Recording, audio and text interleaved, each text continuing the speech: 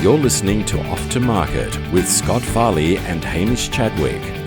I'm Scott. And I'm Hamish, and this is the 21st episode of Off to Market. We had a bit of a break last week, and really to celebrate, we got some new photographs done, as you may have all seen, and it's Scott and I holding a box. So, so anyway, we're back into it this week, and Scott wants to talk about video production with regards to marketing a new concept, going to market with a, when we talk about going to market, as in going to, perhaps I think you want to talk about going to investors, and making sure you get your videography right. Yeah, definitely. It's sort of the intermediate stage. Mm-hmm. It's not the final to the consumer. It's more to an investor or any other interested parties, maybe a licensor mm-hmm. or possibly even a distributor, just to demonstrate your idea. So generally what happens when you come up with something unique, you really have to educate whoever you're speaking to about why the hell you've done it. Like there's so many good new inventions, but sometimes they're done for the sake of just making something differently. Most things we do here, you've sort of designed it around a market need. And generally it's because someone has had a problem in the industry and they've come to you, Scott, look, I've got this issue that affects a lot of people. How can we solve it? And so that's something that you know about, someone who's working in the industry knows about, but possibly a licensor or a distributor or an investor has no idea about. So the first thing you do with the presentation, and it's very important in these situations to do this properly as well. I mean, we talked about doing things right or not doing them. Video presentations, it's like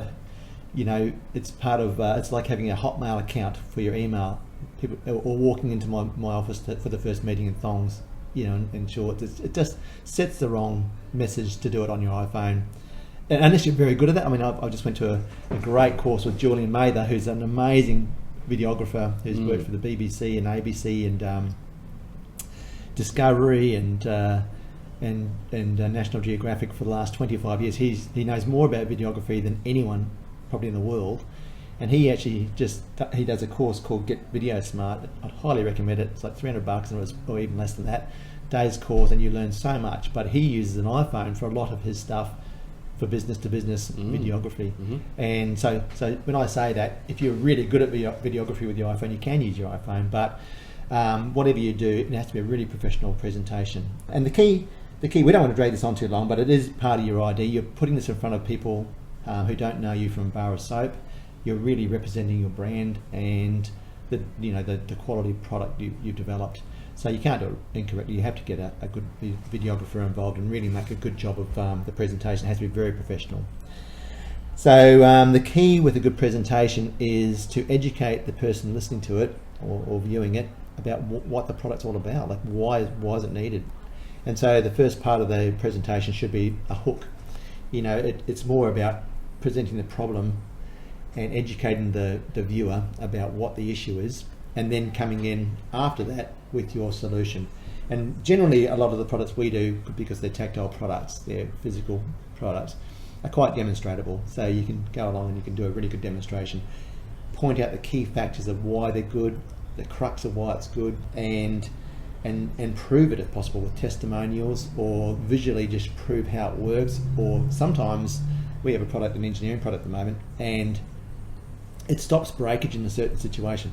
So we have to go and actually show this thing breaking a number of times, put our new product in there, and visually prove without a shadow of a doubt that this thing actually works. Because otherwise it's just your word, this thing doesn't break, but the other one does. Okay, let's show it. Here's a scientific proof. Here's a repeatable experiment that we videoed showing the previous product breaking and the new product not breaking in the same scenario. So these are the sort of things you really need to consider when you're doing a video presentation. You really have to understand that the person you're speaking to doesn't really get why you've made the product, and it's your job to demonstrate why it's necessary.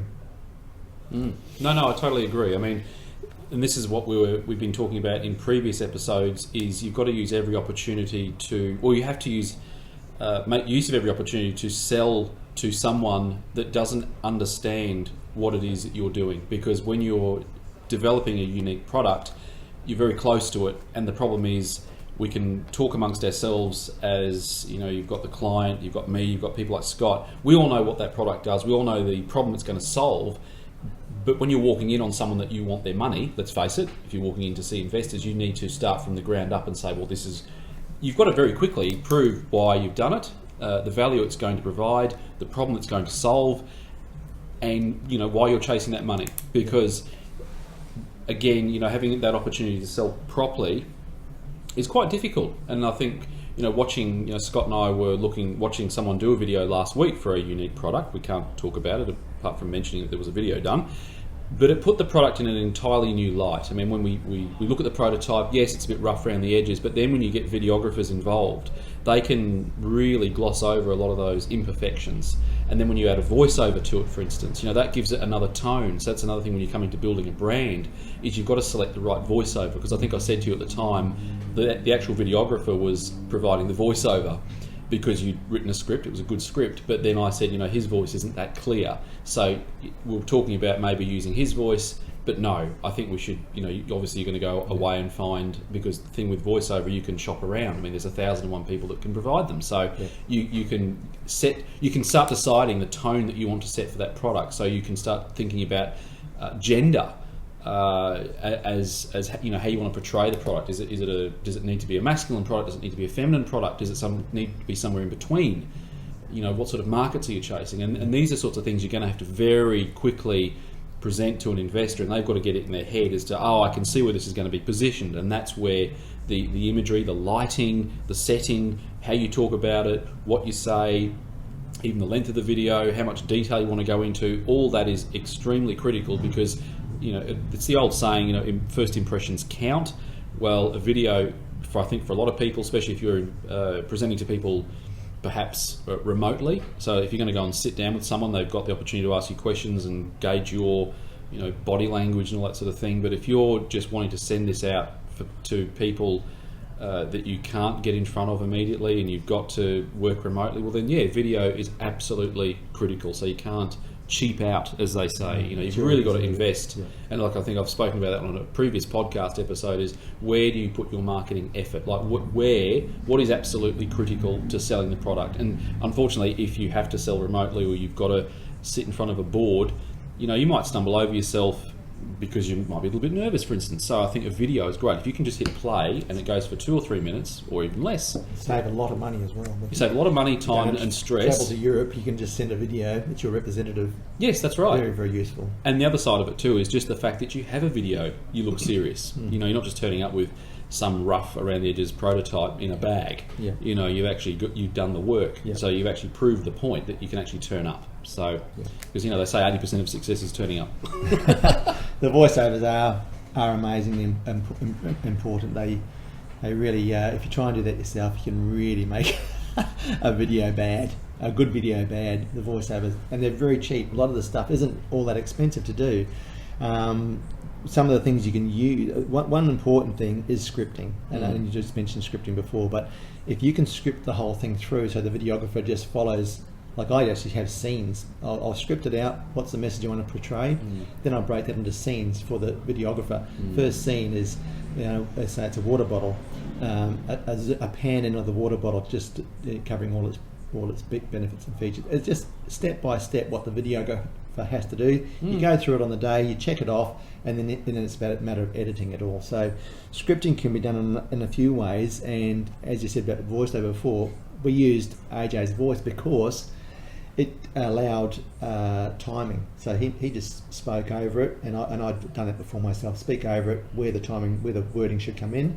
That goes with the script to the voiceover person. They know how to time that out. Or you can just simply break up the audio as required on the editing. Yeah, and that's the thing too. I mean, it's no criticism of AJ's voice. It's just that when you have to get very tough on yourself to say, yeah, okay, he's offered his services, and you know, he's an amazing photographer and an amazing videographer. Yeah, I can't recommend him enough. However, when it comes to your own product and you're looking at what light you need to put that in, where you need to position a product, you then have to go and look at a voiceover. Like, obviously it's a person, but you have to select based on brand positioning, not just because you like the person or whether you want to do someone a favour. Exactly, yeah. It has to be a not a hard decision, but it's just another, take emotion out of it, if you like. You have to select someone that is going to portray it in the light that you need, which is going to get the outcome that you want. And just as an interesting side note, I was talking to another client last week, and I remember it's a similar thing. It was photography, so it was a still image rather than video. But when he was launching a new food product to the market, I had to really twist his arm and say, look, just go. It was in fact AJ doing the photographs. What happened was he didn't see the need for very good photographs. Unfortunately, his product was in a very shiny bottle, and I looked at it and said, look, in doing a website for him, I said, you can't just take a photograph of your product on an island bench in your kitchen on your iPhone, and for me to stick it up on the site, because you're launching this product, you're going to have shadows, you're going to have reflections, you're not going to be able to see the label properly. And he said, look, I'll take your word for it, I'll go and get a professional image done in a studio, because you've said I've got to do it. I don't want to spend the money. But anyway, he got the results back. We launched the website. His product was successful because of the look of the site, especially selling to people that weren't in, where you had to buy online, for instance. Now, he's got nothing else to go by but that image. Yes, that's right. So you're selling to people. Like Tinder. You're trying to. You've got to have the right image up, or you just get swiped past. That's right. Yeah, it was swiping left or right. I'm not sure, but anyway. About that. But the thing is, and what I said to him last week was, where I'm going with this is, on the initial launch, we made sure that the 2 or 3 products that he had were absolutely spot on when it came to image. Now he's now got a proven product. People have followed him. People are keen to buy his new products that are coming on the market. And I actually said to him, look, it's not so critical now, because the images you've got on your homepage are very good. It shows the product in a good light. But now, because you've got another 6 or 7 products coming out in very quick succession, you might not want to spend all that money getting professional photographs done. You've already had the good ones done, the good photographs done. Now you can actually get away with using some lesser images. But at least you've started out on the right foot. Those images did their job. And I think the same is with video. I mean, because what I was going to add is content is critical. I mean, there's some amazing videos on YouTube of experts, and they just talk on their iPhone. They're just looking at themselves on an iPhone. Sometimes they're in a bus or sitting on a train, and they're just telling, brain dumping. Just brain dumping their information, and you're just absorbed by the content. Yeah. Now that's okay, but if you go back to maybe perhaps where they started, they did have some more polished material to start with, and there's nothing wrong with that. Yeah. So there's nothing wrong with, you don't have to get everything professionally filmed, but for the critical elements you've got to put the effort in. And the other thing is, obviously, some products aren't demonstratable.